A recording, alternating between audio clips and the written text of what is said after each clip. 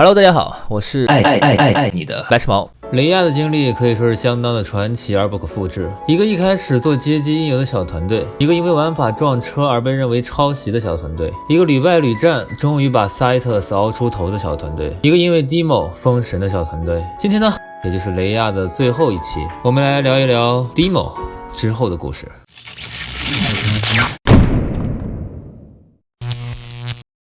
在 Demo 之后，雷亚的团队人员慢慢多了起来，大家也开始搬到新的办公地点，一个充满现代简约风格的工作室。在工作室的墙上印着一行英语 ：People in this house can make all the difference in the world。这间房子里的人可以改变世界。666,666。2015年，雷亚的第4个游戏《巨爆》开始发售，售价$10，买断制手游，在发售的半年里就已经卖出了300万套。在2017年移植到了 Switch， 继续延续了雷亚的辉煌和传奇，也是极其少见的移植主机平台的手游了。其实巨爆最早是想做成主机游戏的，他们是想做一个 Xbox 平台的游戏，但随着 Cytus 和 Demo 大火，雷亚大部分忠实玩家都希望能玩到手机版本，于是他们就转而改成了手机游戏。虽然是手机游戏，但也不能放低标准，依然以极高的质量进行了制作。他们希望能让玩家玩到手机版的3A 游戏。巨爆早期的项目组只有4个人，2个策划，1个美术，1个程序。巨爆最初的版本是一款2D 卷轴动作游戏，类似魂斗罗，但后面觉得还是应该做点不一样的东西，于是就开始变成了俯视 3D 视角。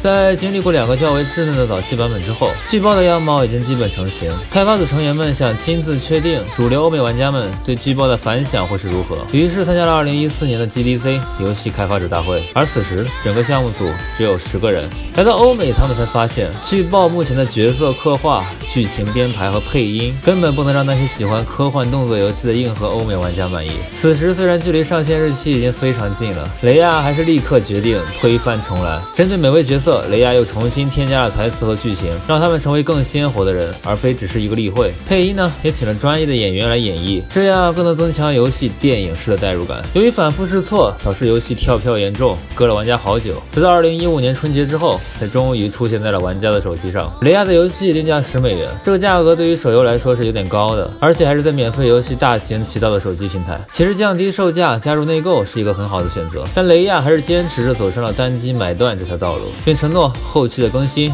都不会收费。虽然后期更新什么的，雷亚估计已经忘记了吧。雷亚把巨爆定位为手机版3A。说起3A呢，可能大家想到的都是 GTA、神秘海域、古墓丽影之类游戏，可能会想，雷亚真的能把这种游戏做到手机上？实际上呢，雷亚当然没有这么夸张，确实他们也做不到完全的3A 品质，画质和内容都有缩水，剧情很精美，但关卡却是碎片化的，就有点变成了刷，割裂了这类单机游戏的沉浸式体验。3A 大作的3A 是哪3A 呢？其实并不是3个 A 啊，是因为 A 级之上的最高等级只有3个 A， 所以就叫3A 了。就和你打游戏爆出了一个 SSS 级的屠龙宝刀，这3个 S 是指哪3种东西呢？不存在的，3S 只是一个符号而已，表示这个装备是最高品质，而3A 也是同理，没有具体的哪3个标准，而是说这个游戏就是最高品质。但还是有不少人给3A 大作和一般游戏划分出了一些标准。简单点说呢，3A 大作就是高成本、高体量、高质量。首先成本要高，几百个人一起做，然后体量要大，要有充足的游戏内容、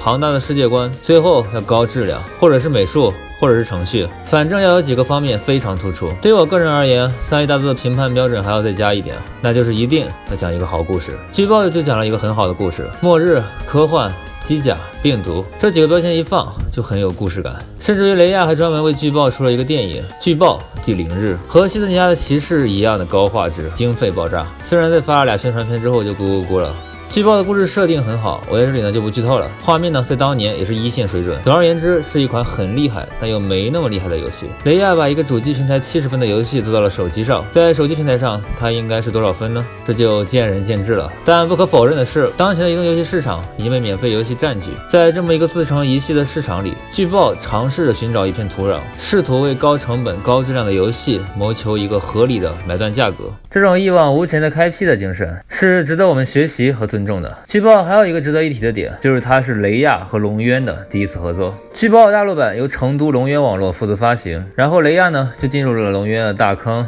再也没爬出来。之后雷亚又开发了新的音游蓝空，在一个名为蓝空镇的沿海城镇，有一群高中生聚到了一起组建乐队。这是一个青春校园故事，关于友情、爱情、梦想、挫折的故事。简洁的 UI， 单纯的故事，清新的人设，真的抓到了校园青春的精髓。玩法呢，也在继承了 Demo 的下落式之后，加入了一点创新，即下落槽会移动，大大增加了游戏难度。游戏的品质呢，其实很不错，但无奈还是龙渊代理。代理之后呢，蓝空的氪金标准是这样的：一首曲子6元钱，总共上百首曲子，如果我都想听，那得至少氪一个648。另外，游戏里的人物头像还得氪金抽，并且还可能抽到重复的。其实这些也还好了，也就是一个氪金网游的平均水平。但最伤玩家心的呢，是龙渊后来不知道是不是因为想跑路了，又推出了一个典藏版，18块一次性买断整个游戏所有曲子。虽然对新来的韭菜很友好，但那些玩了很久的氪了几百块的老玩家，那是伤透了心。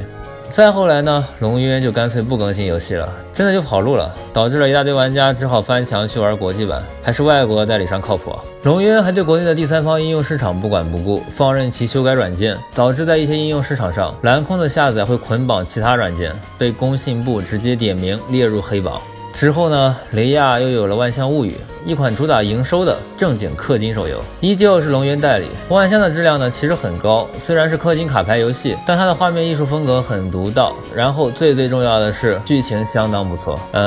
毕竟是雷亚的嘛，剧情就没差的。但龙渊的代理运营是真的可，官方态度贼差，除了 bug 修复速度贼慢，给的补偿贼少，甚至还有签到越久福利越少，疯狂缩水这种奇葩的智障设计，逐渐把万象这么一手好牌打了个稀烂。今年呢，雷亚又推出了 Cytus 2， 但刚好碰上了政策版号原因，龙渊代理了也没法发出来，就是不知道龙渊如果发的话，是不是会把它强行改成内购制啊？总而言之，雷亚是难得一见的国产良心手游公司，他们的游戏都有着一种独到的气质，让人不自觉的就进入了他们的世界。就像雷亚的制作人自己所说的那样，雷亚从来都不是速度很快的公司，慢工出细活一直是他们的标志。他们的游戏都必然有着精美的画风和引人入胜的剧情设计。从创业到现在，从独立小团队成长到中型团队，他们依旧保持着初心，保持着独立精神，做好玩的游戏，做不一样的游戏，做精品游戏，这就是雷亚带给玩家的印象，也是雷亚的魅力所在。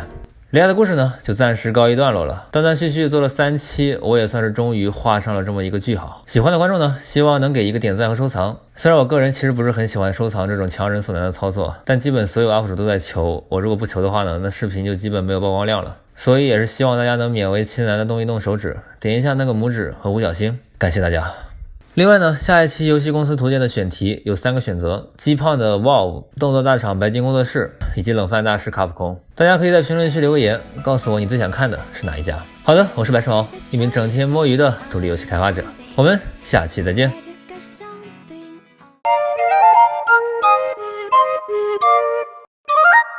极点工作室，每一个极致的创意都值得被点亮。